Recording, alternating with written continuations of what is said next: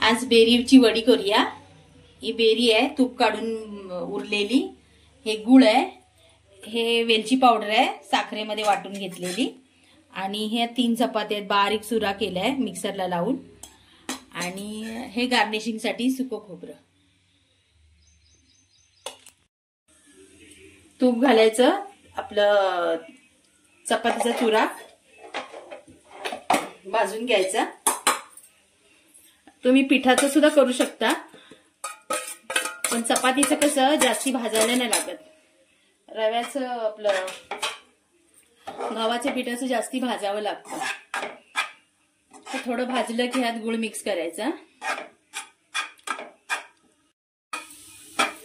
हा बघा, हा गुळ टाकते मी, किसून घेऊ शकता, मी हा बारीक कापलाय वेळीवर।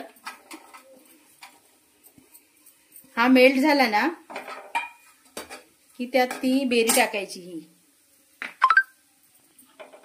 ही वाली बेरी त्यात मिक्स करायची, आणि हे वेलची पावडर टाकते।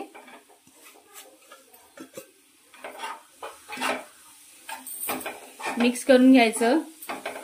गुळ वितळत आला की मग ही आपली बेरी टाकायची, त्याच्यात घालायची। मी आधी बेरीची मिठाई पण दाखवलेली, ही बेरीची वडी आहे, माझ्या चॅनलवर आहे बघा, बेरीची मिठाई। चॅनलला लाईक सबस्क्राईब करायला विसरू नका।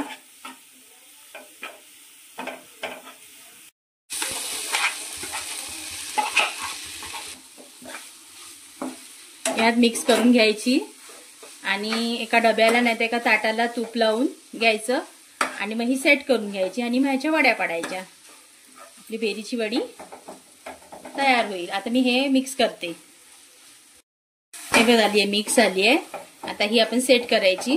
मी ह्या ताटाला तूप लावून घेते आणि मग सेट करते।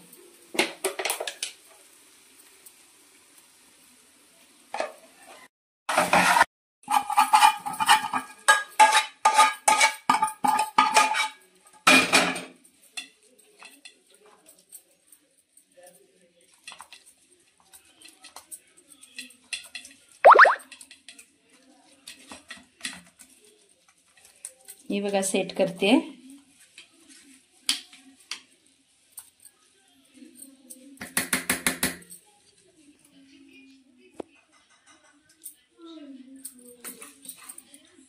आपला खोबऱ्याचा चुरा त्याच्यावर बुरबुरायचा, सेट करायचा।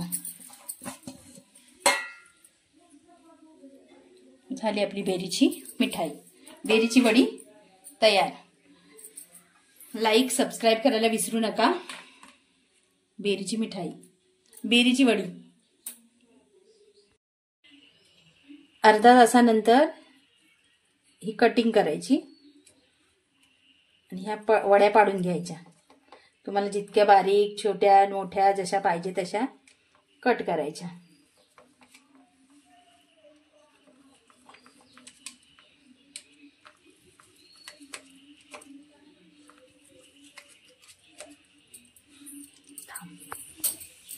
निघत नाही ना, या बघा आपल्या वड्या तयार आहेत खायला।